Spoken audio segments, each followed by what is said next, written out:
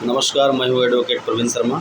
और आज 1 तारीख है और 2 दिन पहले ही भारत ने वर्ल्ड कप जीता है। इसके लिए पूरी टीम को बहुत बहुत बधाई। सभी देशवासियों को वर्ल्ड कप जीतने की बहुत बहुत बधाई। और आज 1 तारीख है तो आज चूँकि आज से आईपीसी, सीआरपीसी और एविडेंस एक्ट पूरी तरह से बदल जाएंगे।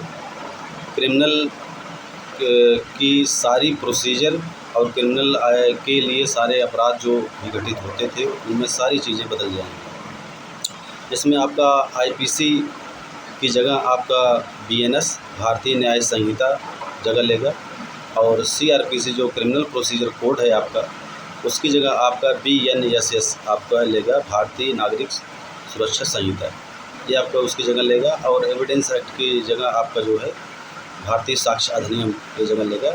इसे देखिए कि बहुत सारी जो ये कानून में बदलाव हो रहे हैं, इससे बहुत सारी परेशानियां भी आई हैं शुरू में, स्टार्टिंग में।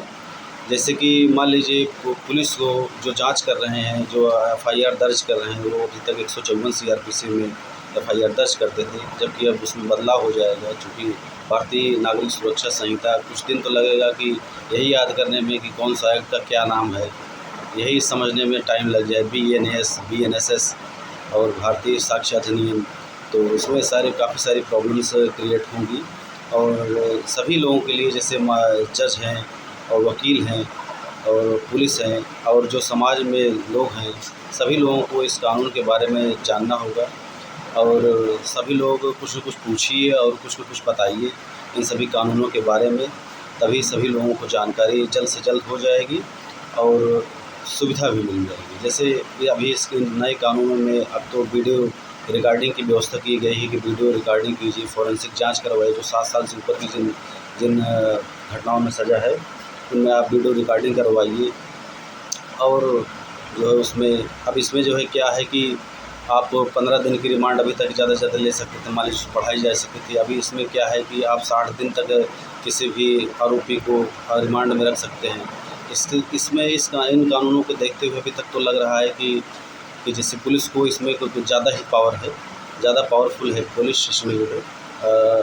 और आपको किसी भी धारा में, जैसे 7 साल से जिन मामलों में कम की सज़ा है, उसमें तो कोई ज़रूरी नहीं है कि आप वीडियोग्राफी करवाइए।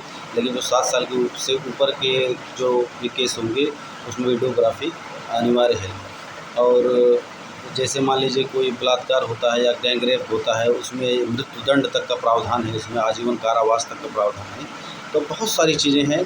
और संसद में तो जब ये कानून पारित हुआ है तो उस समय तो मान लीजिए कि पूरी तरह से जो संसद में जो सदस्य थे, संसद सदस्य थे, काफ़ी सारे लोगों को बहिष्कृत करना पड़ा था या उन लोगों को निकाल दिया गया, निष्कासित कर दिया गया था, सस्पेंड कर दिया गया था। तब ये जाकर ये कानून तो पारित हुआ है। विशेष चर्चा संसद पर इस पर इन कानूनों पर हुई नहीं है। तमाम आपने देखा था उस समय जब ये कानून आया था, तो उस समय ड्राइवर्स बहुत हड़ताल किए थे। क्योंकि उसमें एक्सीडेंट हो गया तो आपको 10 साल तक का कारावास और पेनल्टी अलग से ड्राइवर्स को ही मिलेगी। अभी तक कानून में ये प्रावधान थे कि जैसे मान लीजिए किसी का एक्सीडेंट होता है तो ड्राइवर को तो क्रिमिनल प्रोसीजर कोड की तरह के उसमें जो है आईपीसी के 303 आपका 338 के माध्यम से इसमें सज़ा का प्रावधान सिर्फ 2 साल तक का था।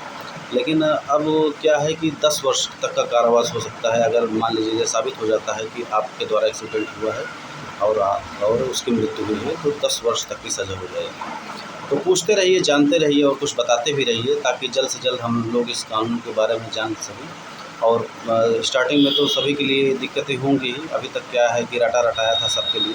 जो नए वकील हैं, जो नए लॉयर्स हैं, जो लॉ कर रहे हैं, उन लोगों के लिए तो चलिए ठीक है, लेकिन जो पुराने अधिवक्ता हैं उनके लिए थोड़ा प्रॉब्लम्स आएंगी। मिलेंगे नेक्स्ट क्लास में, तब तक के लिए धन्यवाद।